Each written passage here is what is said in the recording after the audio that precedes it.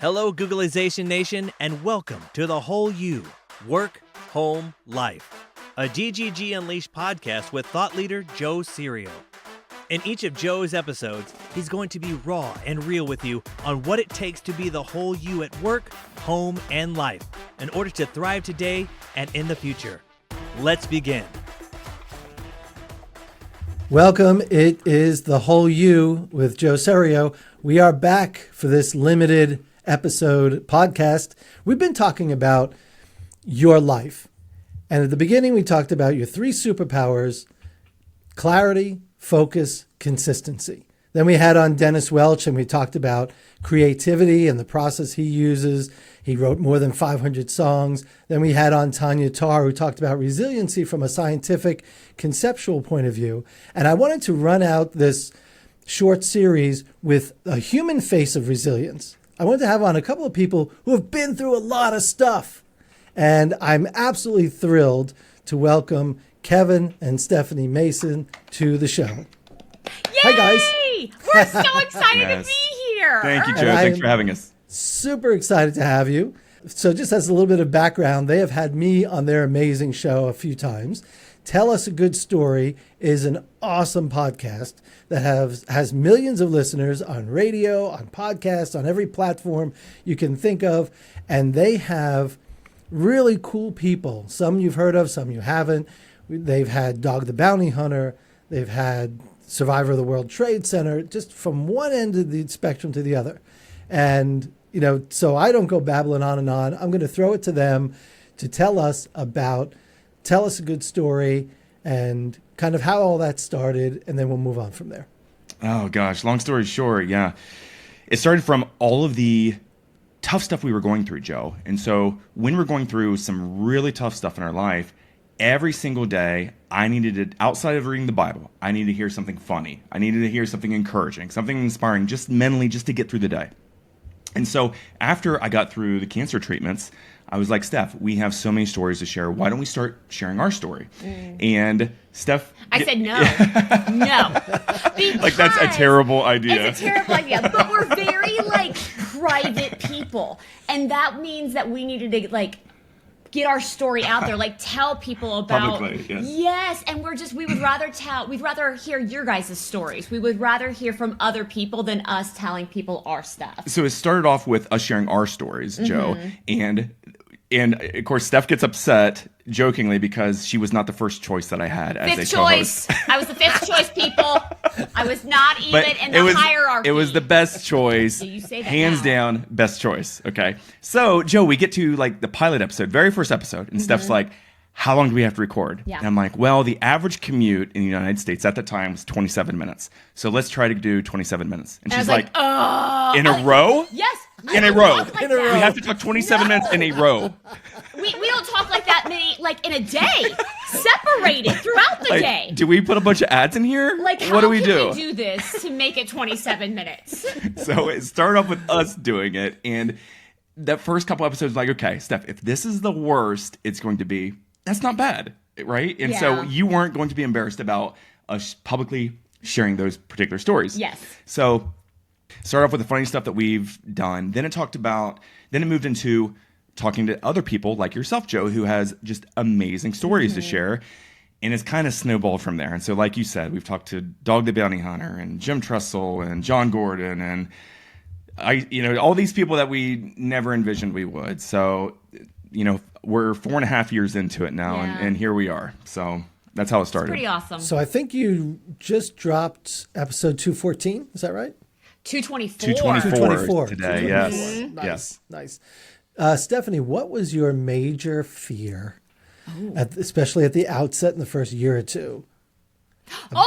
Not getting guests. Not getting guests. Not getting guests. And I said, Kevin, what are we going to get? What will we start, do yes.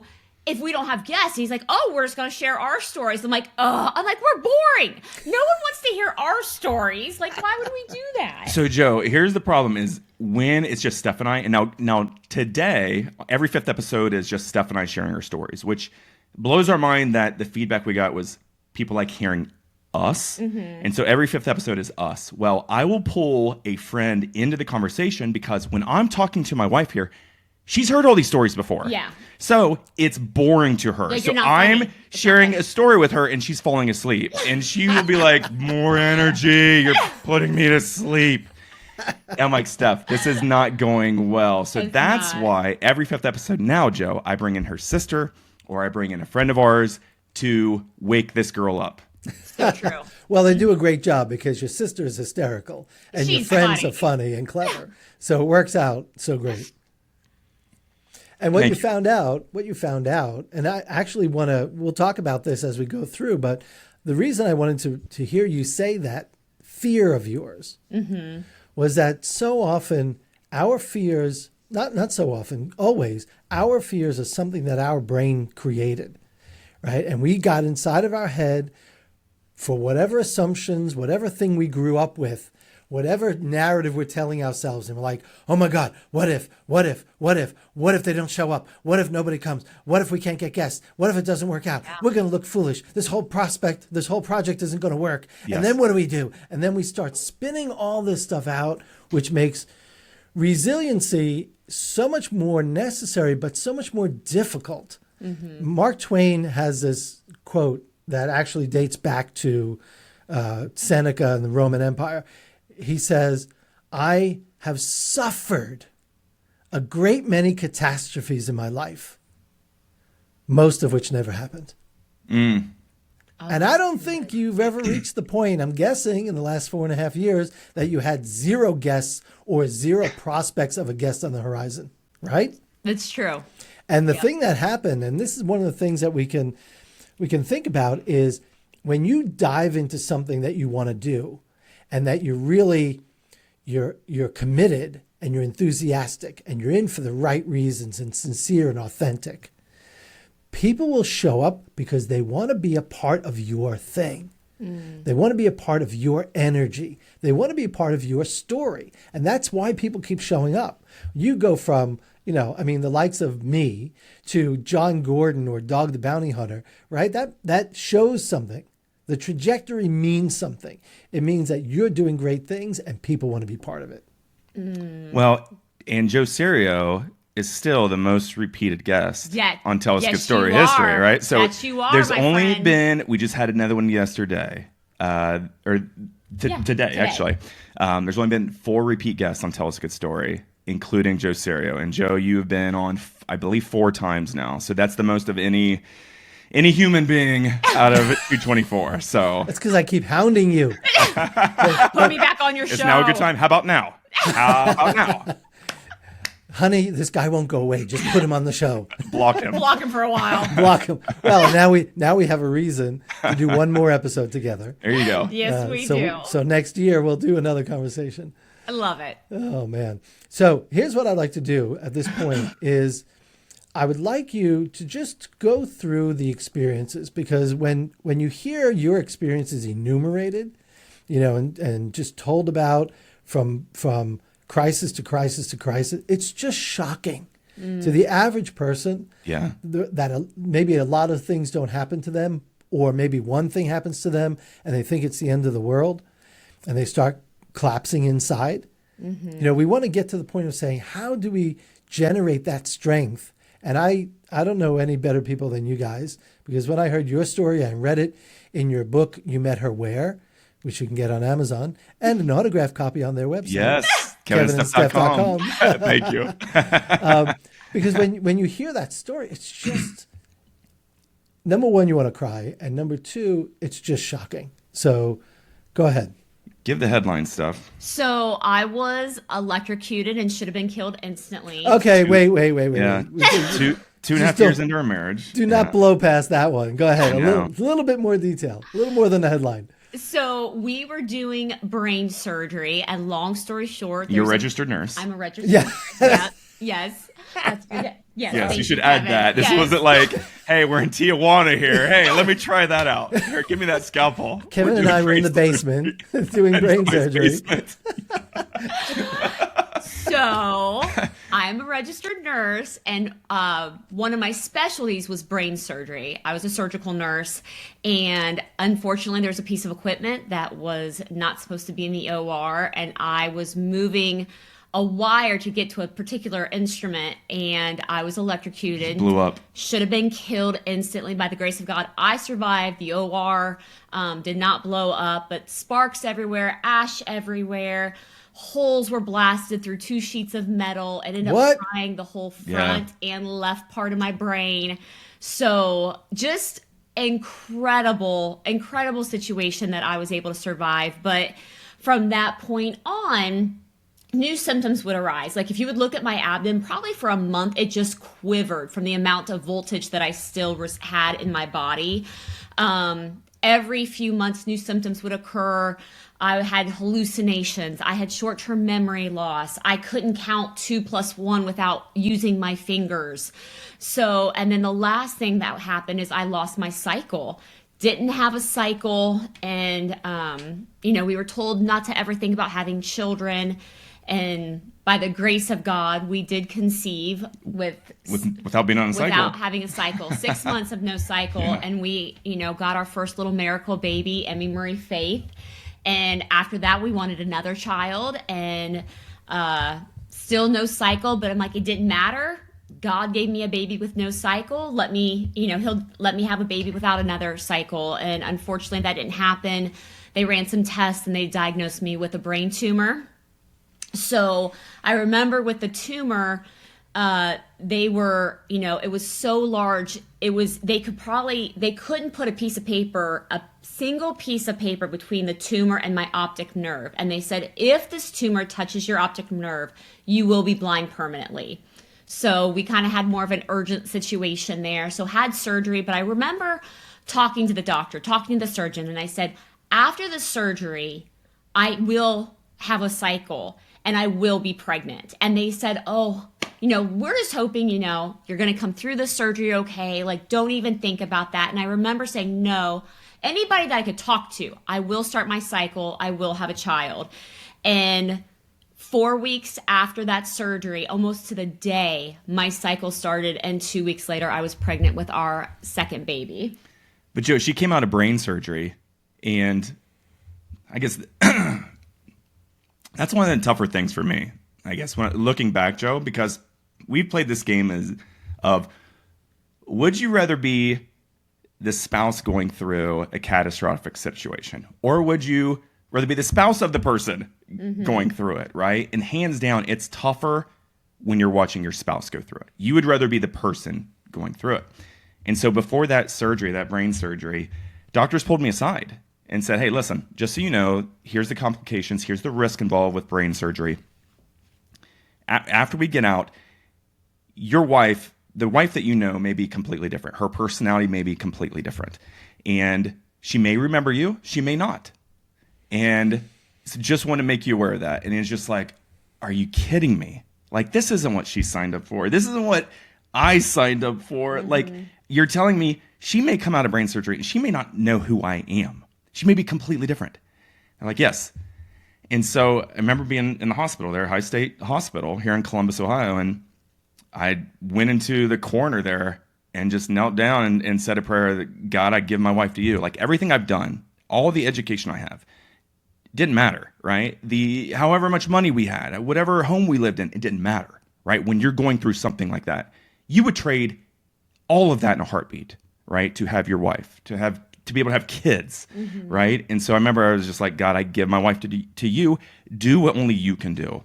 And they wheeled Steph out. As she's waking up, she asked the doctor if she was pregnant yet. And we're like, no, we just had surgery.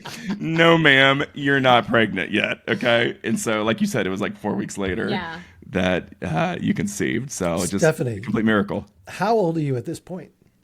Oh my goodness. I am 24 minus... You would have been like 28, 29? No, with Elle, I was 44 minus... Probably 34. 34 years old with the brain surgery. Surgery, yes. Uh-huh. So the electrocution, how old I was were you? in my 20s. And Kevin, you said you were 2.5 years married at that point? Yeah. At that point. So yeah, I would have been 28. In the span of about 5-6 years. Yeah. You look at this woman and say, electrocuted, tumor, no kids. Did you ever have the urge to say, like you said earlier, this isn't what I signed up for, and I'm this close to getting out of this thing? Me? Yeah. Uh-huh.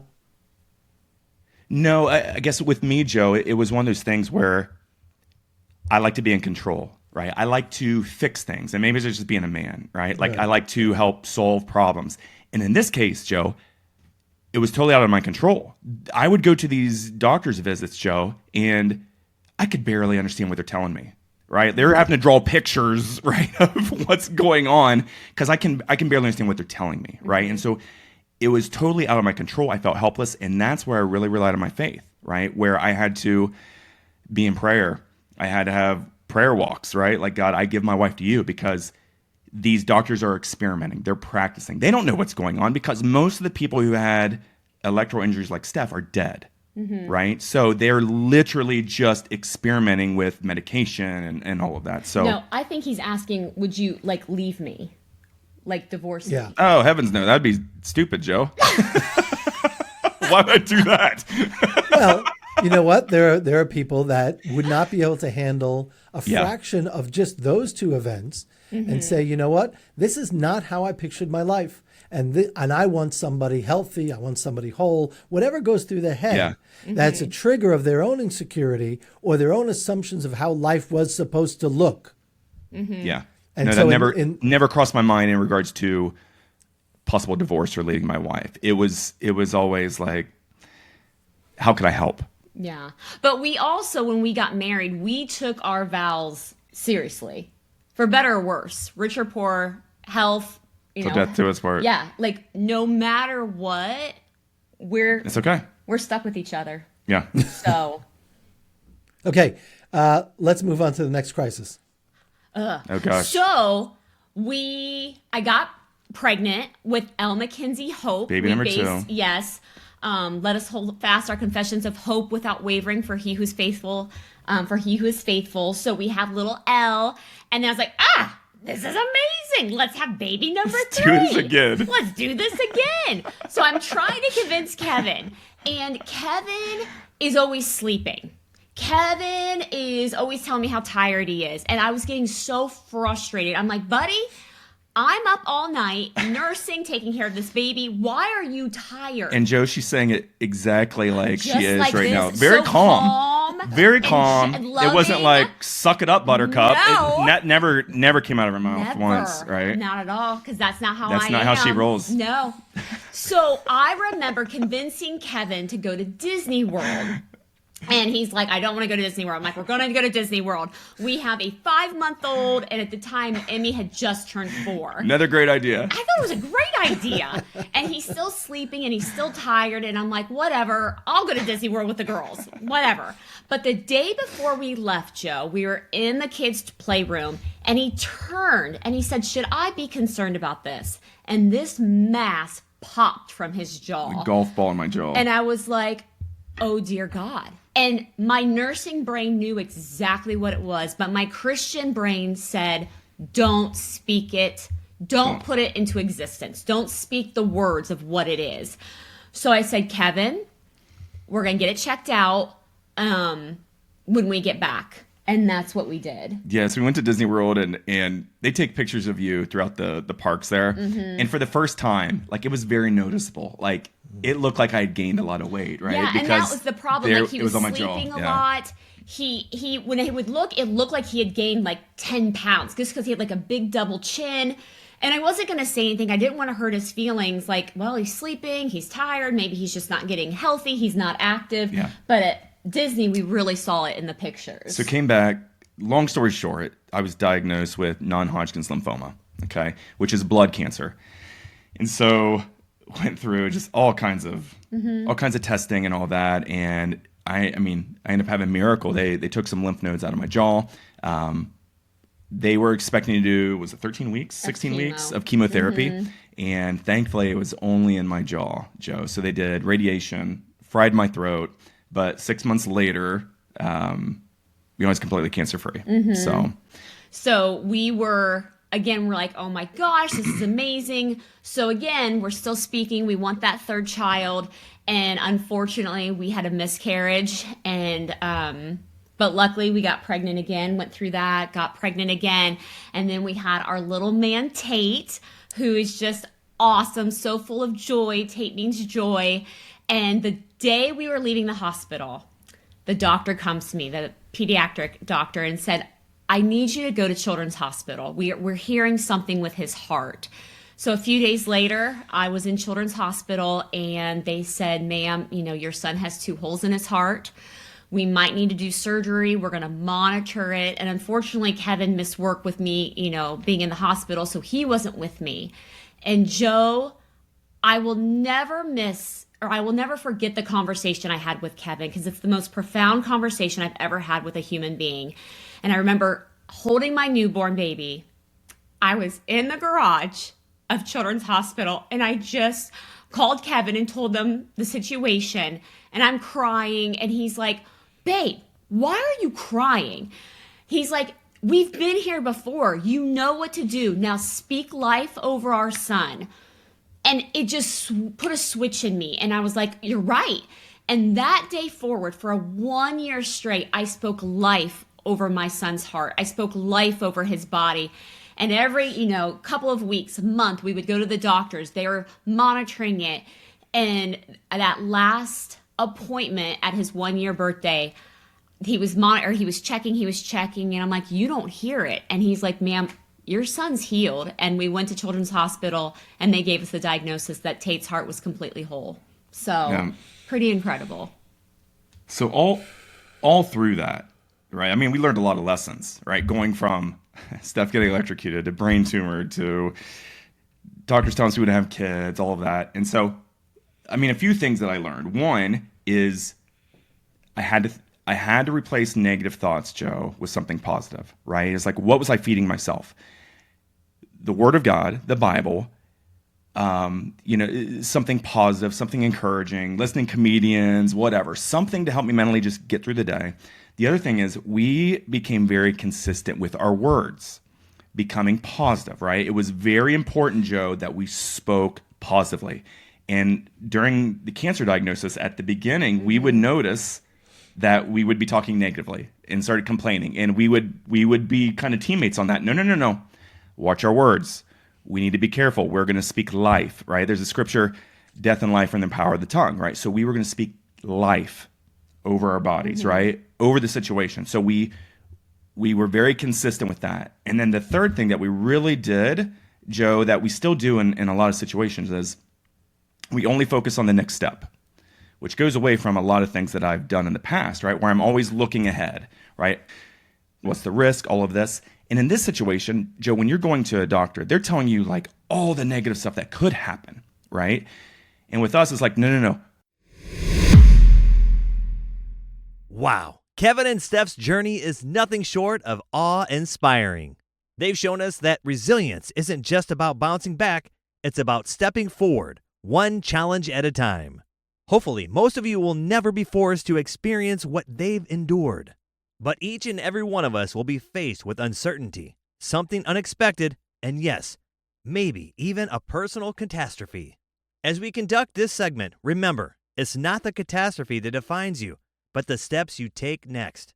Part 2 of Joe's interview with Kevin and Steph will drop in a few weeks when they delve deeper into the power of focusing on the next step to not just survive, but thrive.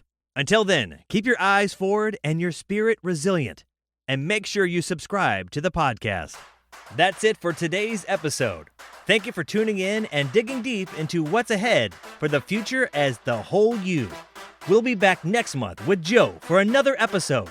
But until then, visit his website for additional information at joeserio.com. And remember, don't let the shift hit your plans.